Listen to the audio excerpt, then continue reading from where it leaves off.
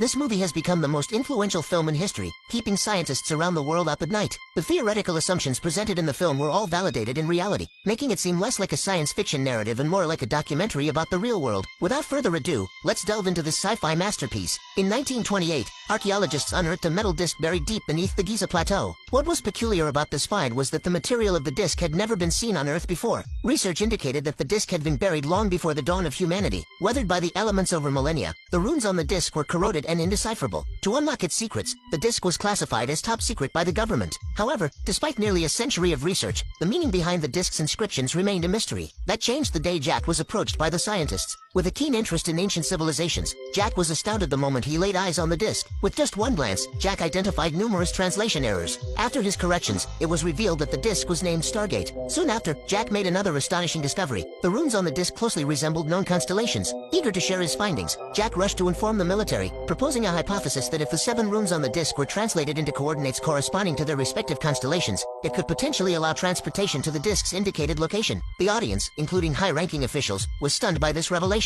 At the general's cue, they activated a mechanism that revealed a true Stargate. However, they had only deciphered 6 coordinates so far. Upon closer examination, Jack found that one coordinate was incomplete. He quickly deduced its full form, identifying it as the 7th coordinate. The staff hurriedly entered the data into a computer, initiating the Stargate's activation. As the magnetic field began to change, releasing a powerful energy burst upon the entry of the 7th coordinate, the energy was abruptly retracted by the magnetic field, stabilizing into a serene energy field, signaling the successful activation of the Stargate. The sight before their eyes left everyone utterly astonished. To assess the safety of the Stargate, scientists dispatched a probe robot first. In an instant after disappearing through the Stargate, the robot's location appeared in the distant Helium star system, marking humanity's first witness to interstellar travel. However, the connection to the robot was soon lost. Fortunately, the robot managed to transmit back images it captured before losing signal. On the other side of the universe, there was another Stargate, and it was clear that the environment there closely resembled Earth's. While the team deliberated on whether to proceed with the exploration plan, Jack volunteered to lead. He believed that only by deciphering the creators of the metallic disc could humanity understand its true origins.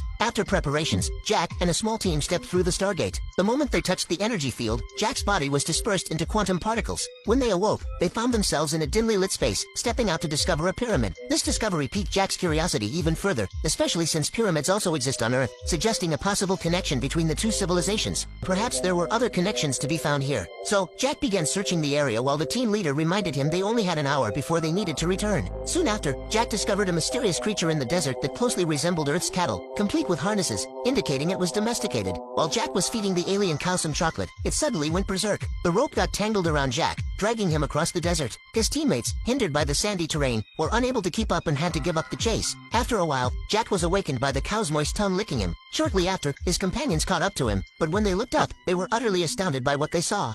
Not far from their location, they stumbled upon a dense crowd of humans mining ore, a sight that quickly drew their attention. The miners cautiously approached them, their technology appearing rudimentary. Jack, proficient in many ancient languages, attempted to communicate. The miners, noticing the necklace around his neck, inexplicably all knelt down in reverence. Soon, the community's leader personally greeted them. Jack noted their language didn't match any known Earth dialects, yet it seemed they held a deep respect for the newcomers, treating them with their customary hospitality. The leader warmly invited them into the city, and it wasn't until they saw the totems hanging within that Jack realized their reverence wasn't for him personally but for the IBRA depicted on his necklace. It appeared the locals saw them as messengers. Suddenly, panic ensued. Their teammates at the pyramid were caught in a sandstorm and sought refuge inside the pyramid. The team leader, thinking they were in trouble, rushed back, only to be obstructed by the locals. Hearing a threat, he opened fire in defense until the leader's son took him up the city walls. Witnessing the immense storm nearby, they finally understood the situation and profusely apologized to the locals. It seemed they had no choice but to wait for the storm to subside before they could leave. That night, the chief warmly hosted them. Jack realized that despite the language barrier, they all recognized the IFRA from Egyptian hieroglyphs.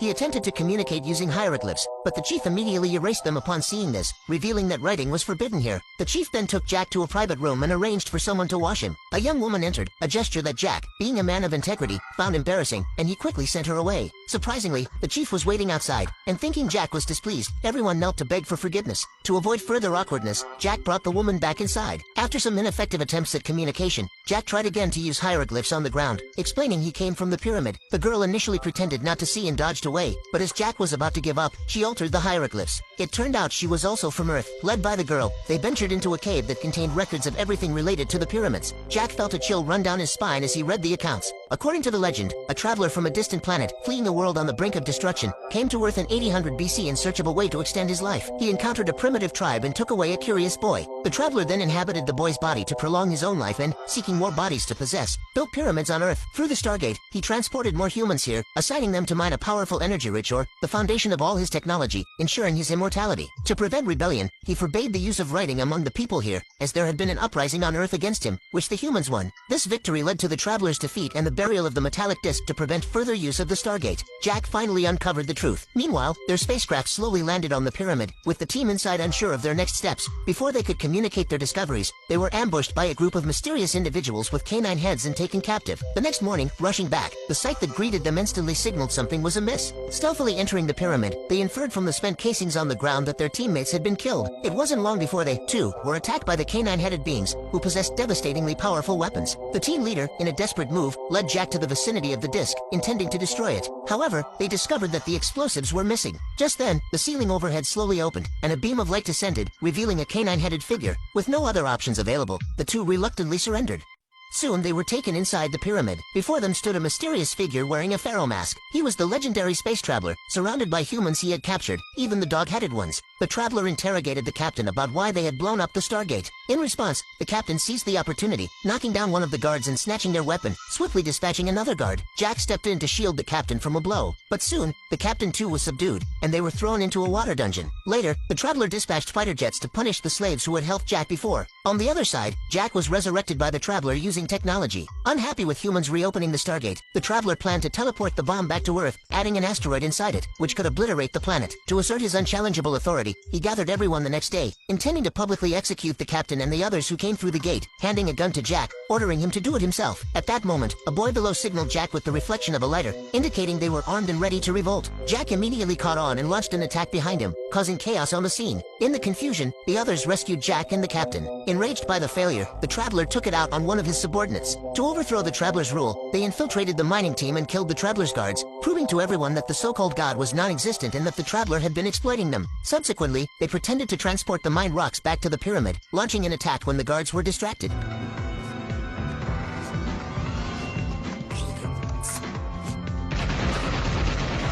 In the heat of the moment, the guards managed to close the gates, preventing reinforcements from entering. Inside, the traveler remained composed, dispatching fighter jets to deal with the outside threat and ordering his men to teleport the bomb back to Earth. Meanwhile, the captain had already activated the bomb. Before coming, he had received a secret order to blow up the gate if he sensed potential danger, meaning they had only 7 minutes to escape, or they would be trapped there forever. As soon as the words fell, a guard emerged and struck the girl. Jack retaliated promptly. Seeing the girl breathless, he recalled his own resurrection and quietly returned to the main hall, placing the girl into the machine. With only 3 minutes remaining, a guard appeared, attempting to teleport the bomb. The captain, noticing this, intended to detonate it directly. Both sides engaged in a struggle, while outside, humans fiercely battled the fighter jets. At that moment, the traveler spotted Jack and moved to take his life. Just then, the teleporter next to them opened, revealing that the captain had defeated the guard and sent its remains up. Simultaneously, Jack and the girl were teleported down. Following this, the captain attempted to deactivate the bomb but discovered it had been tampered with and couldn't be cancelled. Soon, all the slaves' humans arrived to support them, surrounding the guards. Realizing the situation was turning against him, the traveler prepared to depart in his ship. With only 40 seconds left until the bomb detonated, Jack suddenly noticed a guard nearby. Using the teleporter device on the guard, he sent the bomb onto the traveler's ship.